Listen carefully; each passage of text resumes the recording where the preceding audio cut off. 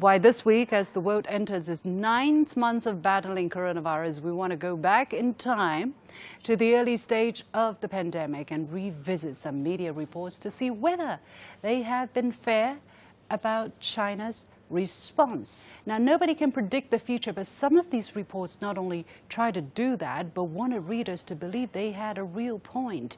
Did they? Let's first update ourselves before refreshing our memories.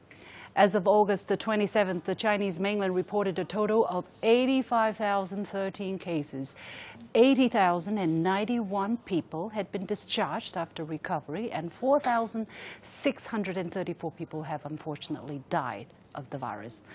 Let's not forget that's for a country of almost 1.4 billion people, okay? China ranks 28th in the absolute number of deaths caused by the virus so far, according to Johns Hopkins University.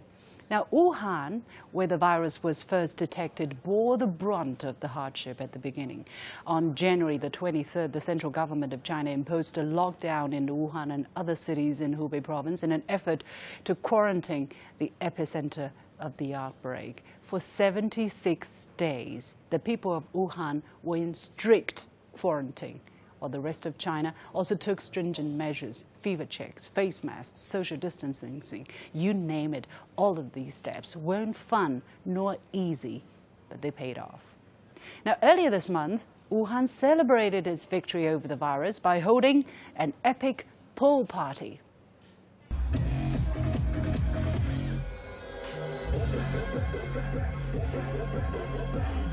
It made international headlines. Now, packed with revelers, the pool party symbolized how far the city has come and what's possible with discipline, sacrifice, and cooperation.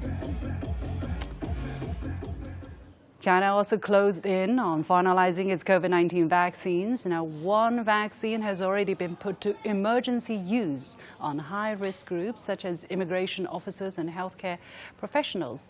And of the 6 vaccines in phase 3 trials, 3 are being made in China, according to the World Health Organization. After a hard first quarter, the Chinese economy has been on a strong rebound. According to a recent Wall Street Journal article, China is the only major economy expected to register positive growth this year. And JP Morgan recently boosted its 2020 China growth forecast to 2.5% from 1.3% in April. Economists at the World Bank and elsewhere have also upgraded their forecast for China. The U.S. economy, by the way, is expected to slide 8% this year. Now, even the hobbled China-U.S. trade deal seems to be moving forward. Top U.S. and American trade officials reaffirmed their commitment to the Phase 1 trade deal in a phone call on Tuesday. According to Bloomberg, China's corn imports in July from the United States jumped to the highest volume in 3 years. So the picture has changed a lot over the past year, especially when you look at what some were saying in the media a few months back. Let's revisit some of these pieces and see how off they were. My first example, The Guardian, on February the 2nd, published an opinion piece titled "China's Reaction to the Coronavirus Outbreak Violates Human Rights." The WHO has praised the country's response, but heavy-handed approach could make things worse. The article criticized the WHO for praising China's response to the outbreak when Dr. Tedros, the Director General of the World Health Organization, tweeted, "China is actually setting a new standard for outbreak response." The Guardian piece says the WHO is ignoring Chinese government suppression of human rights regarding the outbreak, including severe restrictions of freedom of expression, and that the Chinese government can lock millions of people in cities with almost no advance notice should not be considered anything other than terrifying. Yes, the decision was hard, and yes, the people of Wuhan and other Chinese cities had made huge sacrifices, but now we see that the decision was, most importantly, effective. Not only was it effective, but it was ultimately necessary and replicated by many countries when they were faced with their own outbreaks. On March the 9th, Italy imposed a national lockdown. On March the 13th, so did Iran. One day later, so did Spain. On March the 25th, India imposes national lockdown, limiting the movement of 1.3 billion people, the largest lockdown in history, and the list goes on. Countries around the world soon followed suit. So, was everybody violating their people's human rights? The opinion piece captures the sentiment of many others that criticize China's measures from afar, calling them draconian, authoritarian, a violation of human rights and privacy. But when the virus showed up in their own backyard, they started to see things quite differently. What is it? Empathy? Putting yourself in the shoes of others? And this was just one of the many reports that were criticizing China for its violation of personal freedom and human rights in containing the virus. Yes, freedom is important, but saving lives perhaps just a little bit more when faced with an infectious disease.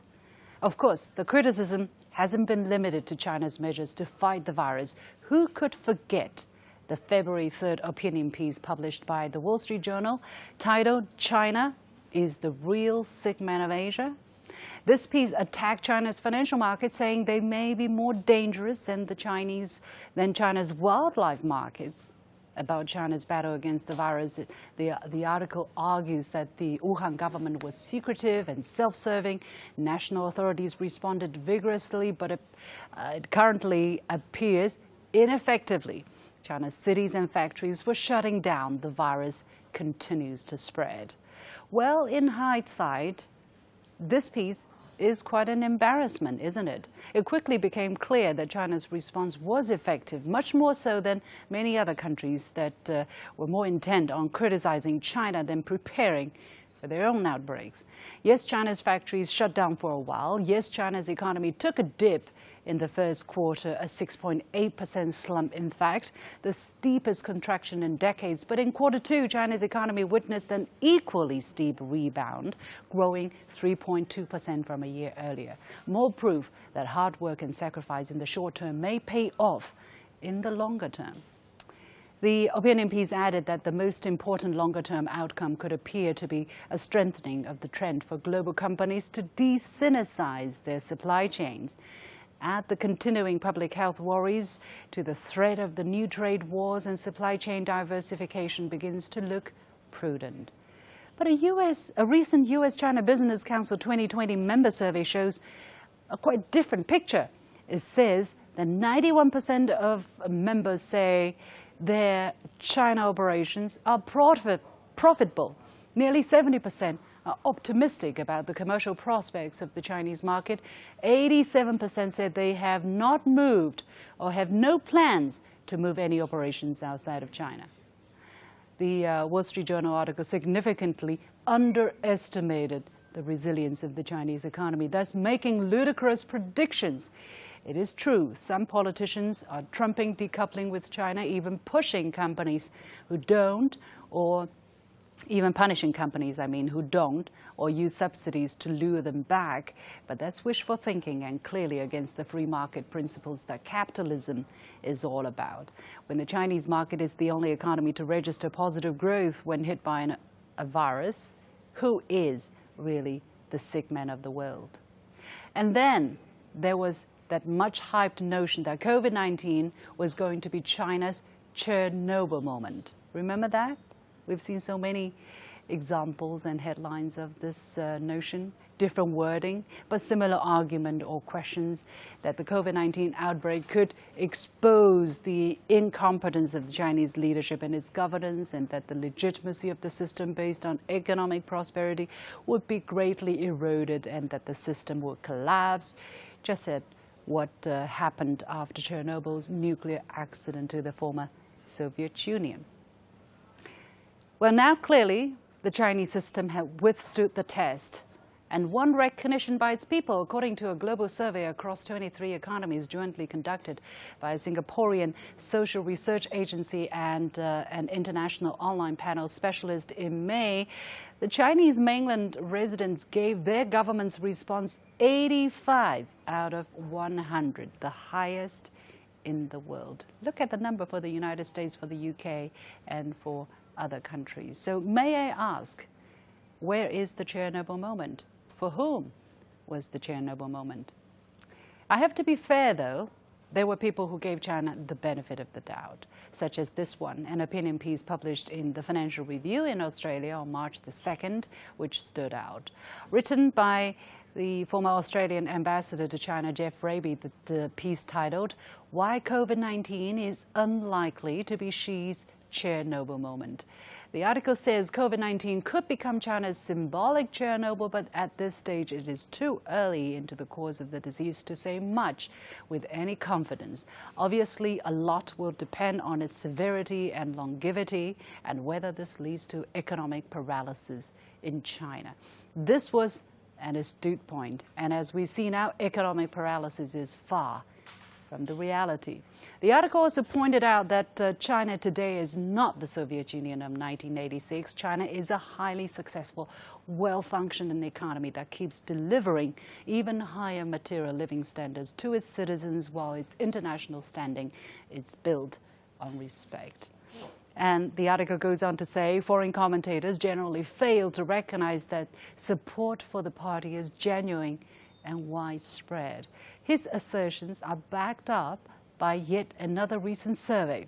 Harvard's Kennedy School conducted surveys in China, which were collected over 13 years, which suggest that over 93% of Chinese people are satisfied with the central government. Many international polls in recent years also show that at least 90% of the Chinese people trust their government.